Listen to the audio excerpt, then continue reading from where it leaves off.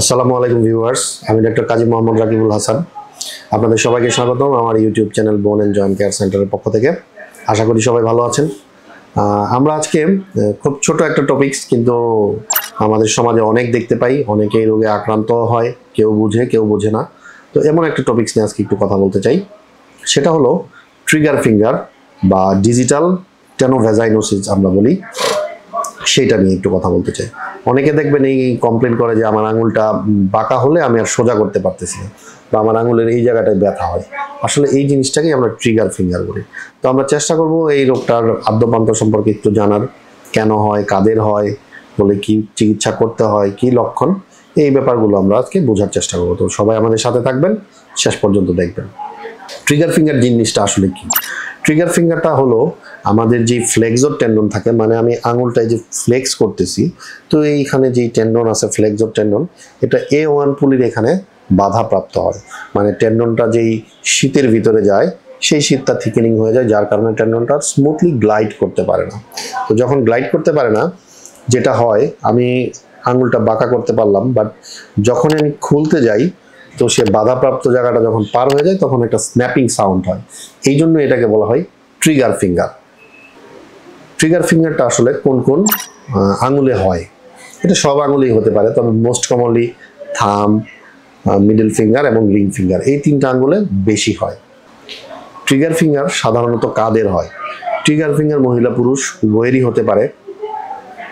আর সাধারণত যাদের ডায়াবেটিস থাকে বা হাইপোথাইরয়েড থাকে বা রিউমাটয়েড আর্থ্রাইটিসের রোগী থাকে, তাদের হওয়ার সম্ভাবনা বেশি থাকে। এই রোগের আসলে ক্লিনিক্যাল ফিচার বা লক্ষণটা কি বা কি হয়? এখানে রোগী যেটা কমপ্লেন করে যে স্যার, আমি আঙুলটা সহজে বাঁকা করতে পারি না, আবার বাঁকা করতে গেলে খুলতে কষ্ট হয়।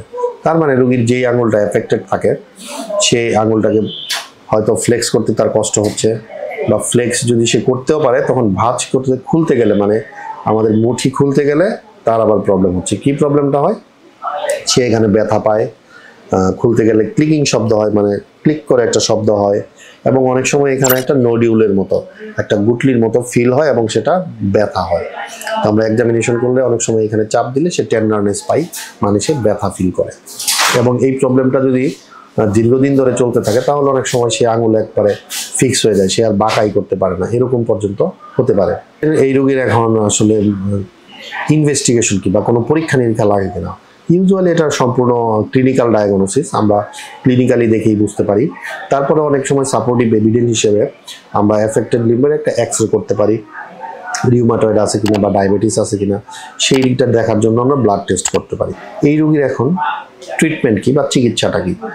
চিকিৎসাটা হলো ইনিশিয়ালি আমরা ব্যথার জন্য অ্যানালজেসিক দিব, এবং মোস্ট ইম্পর্টেন্ট যেটা, আমরা সেই টেন্ডন শীতের মুখের মধ্যে বা টেন্ডন শীতের যে ওপেনিং এর স্পেসটা আছে, সেখানে কর্টিকোস্টেরয়েড ইনজেকশন দিয়ে দিই।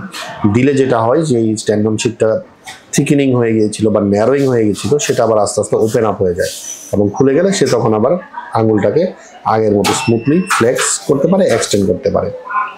এইখানে অনেকে ভয় পায় যে স্যার, আমি ইনজেকশন দিব না, বা ইনজেকশন দিলে অনেকের যে ভীতি কাজ করে, কি না কি হয়ে যাবে। আসলে এটা ভয়ের কিছু নাই, এটা আমাদের চিকিৎসারই একটা পার্ট। আপনারা নির্দ্বিধায় ইনজেকশন নিতে পারেন। যদি কখনো এমন হয় কারো রিপিটেড এরকম হচ্ছে, ইনজেকশন দেওয়ার পরও আবার এরকম হয়ে গেল, তো 6 মাসের মধ্যে আবার একটা ইনজেকশন দেওয়া যায়। তারপরও যদি কারো এরকম হয়, সেই ক্ষেত্রে আমাদের অপারেটিভ ট্রিটমেন্টে যেতে হয়। কি ধরনের অপারেশন করতে হয়? এখানে আসলে যেটা করতে হয়, আমাদের যে থিকেন টেন্ডন শীটটা থাকে, সেটাকে ওপেন আপ করে দিতে হয়। যেই থিকেনিংটা থাকে, সেটাকে ছোট্ট একটা ইনসিশন দিয়ে আমরা ওপেন আপ করে দিই, তাহলে টেন্ডনটা আবার আগের মতো স্মুথলি গ্লাইড করতে পারে। এবং এটা একেবারে আমরা লোকাল অ্যানেস্থেসিক এজেন্ট দিয়েই করতে পারি, বড় কোনো অপারেশন নয়, এবং এটা ভয়েরও কিছু নেই। সাধারণত একবার অপারেশন করে ফেললে ইউজুয়ালি রিকারেন্সের রেট অনেক কম, সাধারণত পরবর্তীতে আর হওয়ার সম্ভাবনাটা অনেক কমে যায়। তো আশা করি আমরা এতক্ষণ আপনাদেরকে আমরা ট্রিগার ফিঙ্গার সম্পর্কে বলার চেষ্টা করলাম। অনেকেই এই রোগে ভুগতেছেন, হয়তো জানেন, হয়তো জানেন না। তো আশা করি আমাদের এই ভিডিওটা দেখার পর থেকে আপনারা এই ব্যাপারে একটু সচেতন হবেন, এবং কারো যদি এরকম হয়, তাহলে দেরি না করে সাথে সাথে একজন বিশেষজ্ঞ অর্থোপেডিক্স ডাক্তারের শরণাপন্ন হবেন, তাহলে আমরা সময় মতো আপনারা সঠিক চিকিৎসাটা নিতে পারবেন। তো ডিয়ার ভিউয়ার্স, সবাইকে ধন্যবাদ এতক্ষণ আমাদের সাথে থাকার জন্য।